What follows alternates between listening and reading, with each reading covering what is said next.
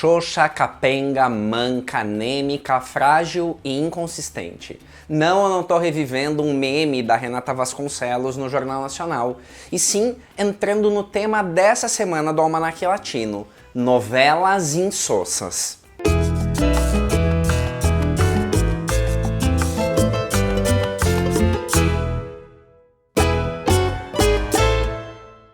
Olá, meu nome é Thiago Fernandes e esse é o Almanaque Latino, o canal onde novela mexicana é levada a sério.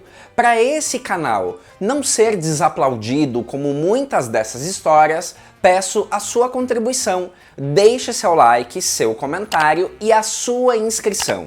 Quando você aciona o sininho do YouTube, você é avisado cada vez que um novo vídeo é postado.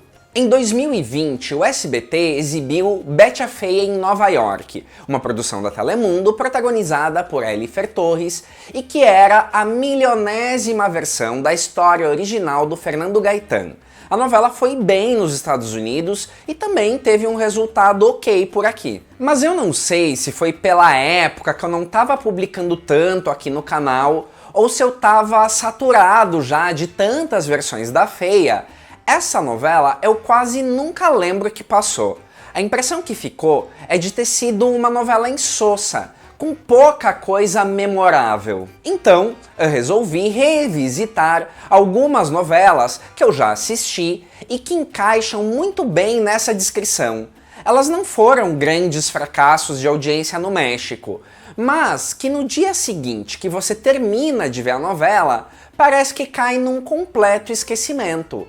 Novela sem nenhum erro absurdo de condução, nada tão espantoso aparente e que talvez, até por falta de arriscar mais, acabam ficando naquele mais do mesmo, tanto que nenhuma delas chamou atenção para ser exibida no Brasil. Nesse sentido, quem conhece os produtores executivos mais presentes da Televisa nas últimas décadas, provavelmente vai concordar comigo que a rainha das novelas insossas é a Mapat. Em uma época onde a Televisa tinha mais produtores num regime de contrato de exclusividade, tinham os grandes do horário nobre, os iniciantes e aqueles que preenchiam espaço na grade, caso da Mapat. Aliás, daria para fazer um programa só com as novelas dela. Uma dessas histórias foi Juro que Te Amo, produzida em 2008. O curioso é que essa novela foi o primeiro papel como protagonista da atriz Ana Brenda.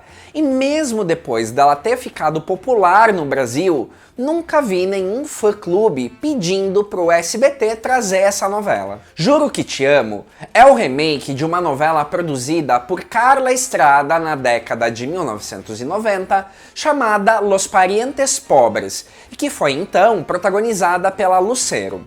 A sinopse era sobre uma família falida que é obrigada a ir morar de favor com os parentes mais abastados. Foi uma novela de sucesso, mas que precisou de ajustes no meio do caminho para alcançar uma popularidade maior. Logo, não sei se era a história ideal para um remake. Além disso, ela tinha 75 capítulos originais, enquanto Juro que Te Amo mudou pouquíssima coisa, mas durou 140 capítulos. É como jogar água num café, fica insosso mesmo. O perfil da protagonista original era muito interessante, porque a heroína estava convicta que só dinheiro trazia felicidade, mas numa pegada bem diferente de uma Ruby ou Teresa.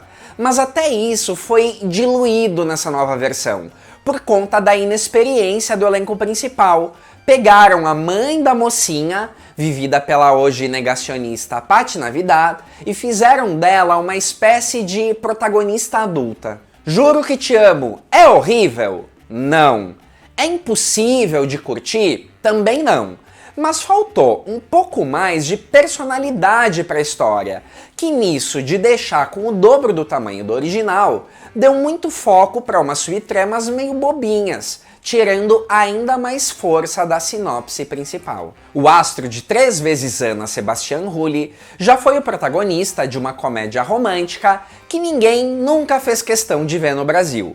Me refiro a Un Gancho al Corazón, produzida em 2008 por Angelina Esma Medina e protagonizada também pela atriz Dana Garcia. Un Gancho al Corazón é um entre tantos exemplos de histórias de comédia que vinham da Argentina e, ao serem adaptadas no México, se revelavam sinopses completamente fracas. Essa foi baseada numa história chamada SOS Mi Vida. Das muitas coisas insossas dessa novela, o conflito principal é o mais evidente. Uma moça consegue emprego como secretária na empresa do galã, mas tem que esconder dele que ela também ganha vida como lutadora de boxe. As situações que acontecem na novela dão a entender que ela tá escondendo que é prostituta ou traficante. Ou seja, já parte de uma situação bem verossímil. Qual a vergonha de ser uma lutadora de boxe? Claro que isso não dura a novela toda e o enredo avança, mas me parece que tudo soa mais como uma sitcom, que são aquelas comédias de situação americanas, do que uma sinopse de uma telenovela. Até porque acontece outra situação bem típica do namorado folgado da mocinha e da noiva arrogante do galã também se envolverem e ficar naquela eterna repetição de situações onde eles são quase flagrados, quando o público já sabe que não vai dar em nada. Como Um Gancho al Corazón ainda por cima foi enorme, teve 220 capítulos, acabaram podendo explorar um pouco os conflitos mais dramáticos da metade em diante, como a aparição da verdadeira mãe da protagonista e que era uma megera. Melhorou, mas não tirou a impressão de ser uma novela insossa. O produtor Salvador Mejía tem uma novela nesta lista das insossas. O curioso é que ele, em geral, tem uma trajetória de extremos, ou novelas muito boas ou muito ruins. Uma que fica bem no meio termo é uma que foi produzida em 2017 chamada En Tierras Salvajes, e que foi protagonizada por Cláudia Álvares e Cristian de la Fuente. A essa altura, o produtor Salvador Mejía já havia perdido o status de um nome do horário nobre, porque os últimos projetos dele tinham deixado muito a desejar. Pesava também o excesso de remakes de histórias recentes da Televisa, o que deixava as novelas dele em muita desvantagem em relação às tramas originais. Ele foi buscar então uma história inédita, encomendou uma sinopse para os mesmos criadores das séries espanholas de sucesso dos streamings. Não, eu não tô falando de A Casa de Papel, mas daquelas bem com pinta de novela, como Grande Hotel e As Telefonistas. Ramon Campos e Gema Neira entregaram então o argumento de uma história que de original tem bem pouco. A sinopse da novela lembra muito o filme Lendas da Paixão, onde uma mulher é amada e desejada por 3 irmãos ao mesmo tempo. Não tem problema não ser original. A sinopse realmente era interessante, mas algo saiu errado. E foi uma novela que eu assisti inteira sem nunca de fato me sentir envolvido por ela. Eu desconfio que eu achava os protagonistas em si bastante sem carisma, até porque o restante do elenco era recheado de atores bem conhecidos do público brasileiro, mas talvez em personagens não tão interessantes quanto em outras novelas. Dificilmente eu não sei cravar o diagnóstico de uma novela, mas essa ainda me deixa na dúvida. Por enquanto sei dizer que ela é das esquecíveis. Dos títulos mais recentes da Televisa, Contigo Sí é outra novela que é aparentemente correta, mas quando termina não deixa grandes marcas. A novela foi exibida em 2021, protagonizada por Alejandra Robles Gil, Brandon Peniche e Danilo Carreira. Essa produção, que foi assinada por Inácio Sada, é um remake de uma história bem antiga da escritora Inês Rodena, que já rendeu Viviana, que já rendeu Camila, que passou no Brasil. Apesar da história original ser bem machista, a adaptação moderna conseguiu colocar um pouco de empoderamento feminino no enredo, mas não o suficiente para a novela ser algo mais destacado, digamos assim. Eu citei Contigo Sí semanas atrás para criticar a interpretação da atriz Bárbara Islas na pele da vilã Samantha. Teoricamente, uma antagonista bem maluca que poderia salvar a novela desse ostracismo.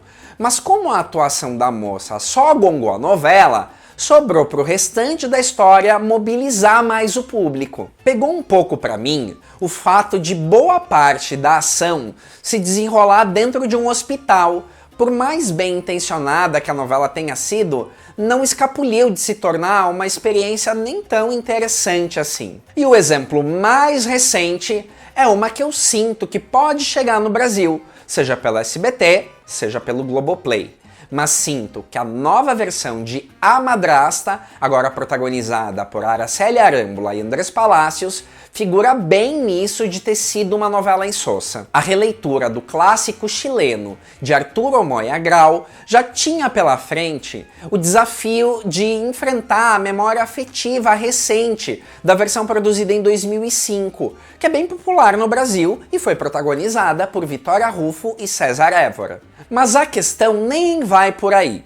Eu acho que a produtora Carmen Armendáriz, responsável por essa reedição de A Madrasta, tem uma séria dificuldade de emplacar uma novela popular.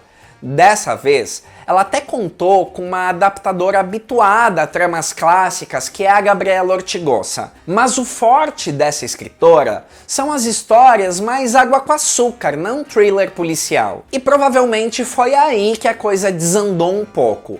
Como essa versão de A Madrasta veio sob encomenda do projeto Fábrica de Sueños, aquele que ia transformar novelas em séries, A Madrasta teve 50 capítulos dessa vez. Isso até tentou suprir aquela sensação de déjà vu, já que o enredo é bem presente na cabeça do público e teve mudanças bem sutis. Mas não sei, às vezes o excesso de agilidade de alguns pontos de uma história sacrifica um pouco a emoção, e eu acho que A Madrasta sofreu um pouco com isso. Tendo em vista a produção de 2005, essa, com certeza, é tecnicamente mais bem feita e sóbria. Mas para pensar, o bom de A Madrasta era realmente a cafonice dela. Sem ela, talvez a novela fosse insossa também. A grande atração, no fim das contas, foi o regresso da Araceli Arámbula para a Televisa, mas como eu disse, ter uma grande estrela como protagonista não deixa uma novela insossa menos insossa. E eu repito as perguntas. A Madrasta é horrível? Não. É um suplício acompanhar? Também não. A novela simplesmente não teve aquele elemento que cria a grande conexão entre o público e uma história. Ao menos, não comigo. Que história te causou isso? Ruim não foi, mas não me empolgou. Consegue diferenciar as novelas insossas das ruins de fato? Deixe as suas impressões sobre esse tema nos comentários. Aproveita e deixa também um like e a sua inscrição no Almanac Latino. Até o próximo programa.